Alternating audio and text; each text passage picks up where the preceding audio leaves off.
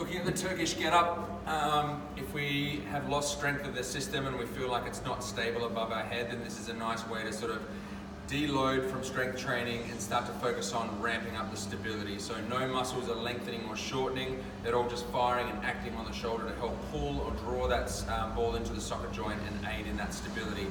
It can look a little daunting to get into this exercise initially, but practice makes perfect. After the third or fourth time, you'll start to pick it up quite easily.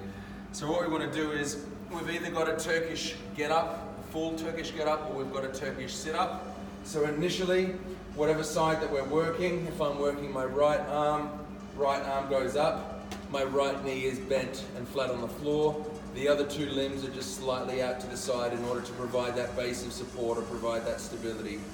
From here, what we're going to do is we're going to move up onto the elbow as step number one. Okay, so this is step number one. Now this does require some upper abdominal strength, so if you feel like you're not quite ready to get step one done, then maybe look at doing some accessory work just for some crunches or sit-ups to get yourself strong enough to be able to move up into that position. It's important that at step one, as we move onto the elbow, that the arm or the shoulder doesn't fall forwards, because this is where we start straining our neck or straining our shoulder. We always want to make sure that the dumbbell is facing perfect towards the ceiling. Initially, once again, if we want that visual input, then we can look up to it and get that proprioceptive input via vision where it is in space. But ultimately, what we want to do with time is take away our vision and just rely on those joint receptors in the shoulder. Okay? So step one, moving up into the elbow. Step two, up onto the wrist. Now, if we were just doing a Turkish sit-up from here, we would just move back down onto our elbow and back down onto our floor. And we would literally just move through these as part of repetitions, okay? If we were adequate enough with our lower body stability, glute strength, etc., then what we can do is move through a full Turkish Getup. So, step one, up onto the elbows. Step two, up onto the hand. Step three, lifting the hips off the ground. So yes, we do need a bit of core and our glute strength here.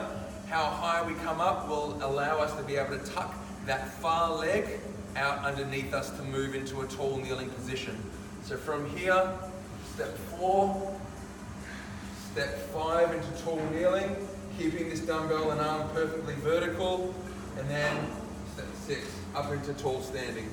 And then we're going to reverse those steps. So down onto the knee, hand out, straight out to the side and nice and wide.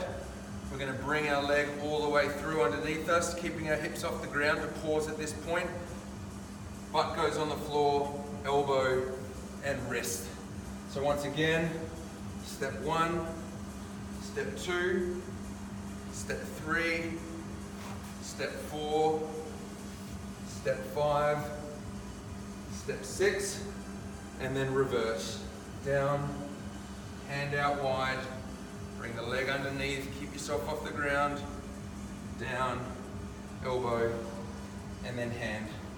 Pick a weight where you can do 8 repetitions of this, because it is almost like a full body workout, but you'll be surprised that even such a little weight will make the shoulder really burn by the end of that. It should be quite fatigued at the end.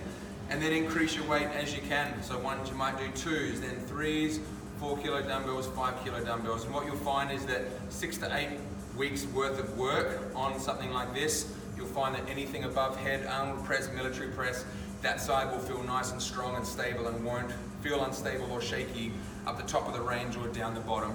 Very important to do it for both sides as well, because even when you rehab the problematic side, it ends up coming out a lot stronger than the other side. So worthwhile doing this for both sides.